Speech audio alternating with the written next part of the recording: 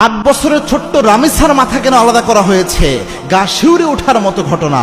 যারা এই ঘটনাটা শুনেছে চোখের পানি ধরে রাখতে পারে নাই। ছোট্ট একটা বাচ্চা, বাংলাদেশের মিরপুরের ঘটনা এটা, এই 2-1 দিন হলো।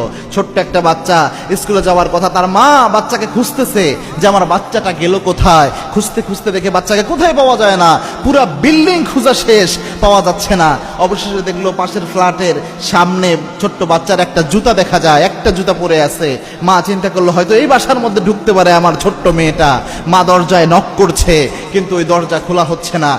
যতবার নক করছে কোনোভাবে ওই দরজা খোলা হয় না। অবশেষে 999 যখন কল দিল, ওই মহিলা কল দিয়ে যখন পুলিশ আসলো, দরজা ভেঙে ভিতরে ঢুকে দেখে তার বাচ্চার নিথর দেহটা পড়ে রয়েছে। 8 বছরের বাচ্চা, কিন্তু মাথা নাই, শরীরের সাথে মাথা অবশিষ্ট নাই। যে বাথরুমের দিকে যেয়ে দেখে বালতির মধ্যে মাথাটা পড়ে রয়েছে। এরকম মর্মান্তিকভাবে জমিন থেকে বিদায় করেছে।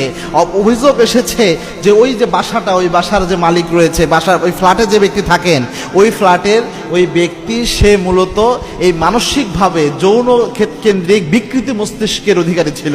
মানে এই যৌন কেন্দ্রিক বিকৃত মস্তিষ্ক থাকায় এই ছোট্ট বাচ্চাদের উপর অমানবিক নির্যাতন তার শরীরের উপর চালিয়েছে, শ্লীলতাহানি করেছে।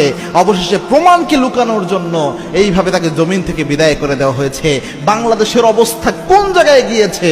এই ধরনের ব্যক্তির যদি স্বাভাবিক জেল হয়, এ বের হয়ে আসলে আরো 10 জন এখান থেকে উৎসাহিত হবে যে বের তো হওয়াই যায়। এই জন্য এদেরকে একটা শাস্তি কোরআনের দিতে হবে, এর বিকল্প হতে পারে না।